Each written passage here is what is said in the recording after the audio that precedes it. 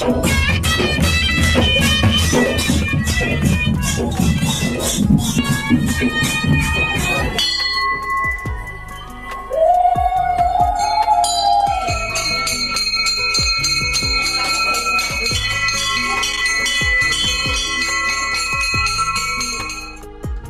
होची ब्रह्मपुरर एक संस्कृति संपन्न और मंदिर मालिनी अंचल।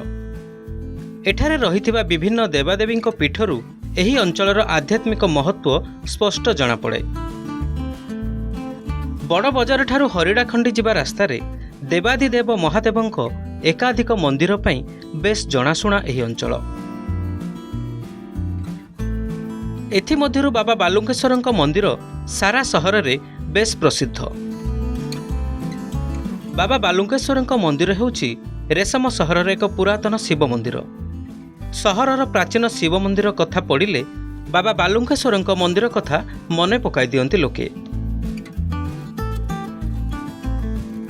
जनबसति मध्यरे अवस्थित बाबा बालुंकेश्वरंक मंदिर किछि वर्ष पूर्वे एही पुराना मंदिरर होइछि नवकळेबर। बाबा स्वयं प्रकट होइतिबा विश्वास करा जाए। मंदिरर परिसर व्यापक। बाबा बालुंकेश्वरंक मुख्य मंदिर सह अन्य मंदिर मध्य रहिछि।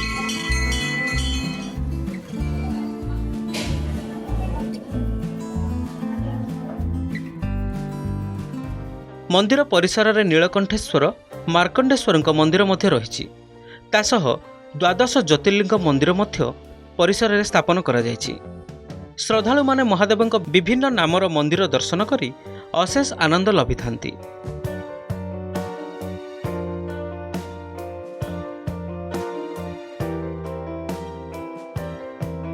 बालुंकेश्वरंक मंदिर परिसर रे एक नागदेवंक मंदिर मध्य रहिछि।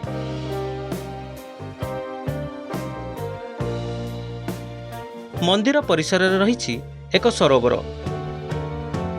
श्रद्धालु मानक सुविधा पाई बाबा बालुंकेश्वरंक मंदिर परिसर रे कल्याण मंडप आदि निर्माण करा जायछि। बालुंकेश्वर महादेवंक कृपा लाभ पाई ब्रह्मपुर रे विभिन्न अंचलरू श्रद्धालु माने आसंती। जागर शीतल षष्ठी रे बाबा बालुंकेश्वरंक दर्शन पाई एठारे बेस भीड़ जमे।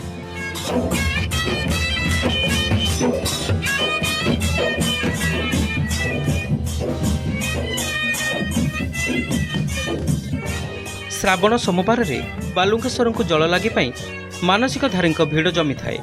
प्रति कृष्णपक्ष चतुर्दशी रे बालुंकेश्वरंकर बेढ़ा परिक्रमा सह महादीप उठाण एक अपूर्व आध्यात्मिक परिवेश सृष्टि करे।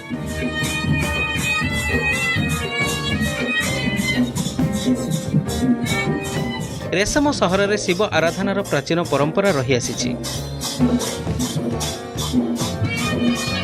सहर रे थिबा संख्याधिक प्राचीन शिव मंदिर एहार उदाहरण।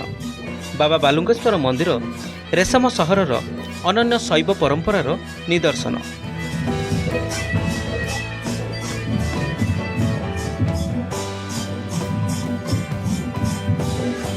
जदि आम भिडियोटी आपनको भल लागिछि भिडियोटी को लाइक करबा सह चैनल को सब्सक्राइब करंतु।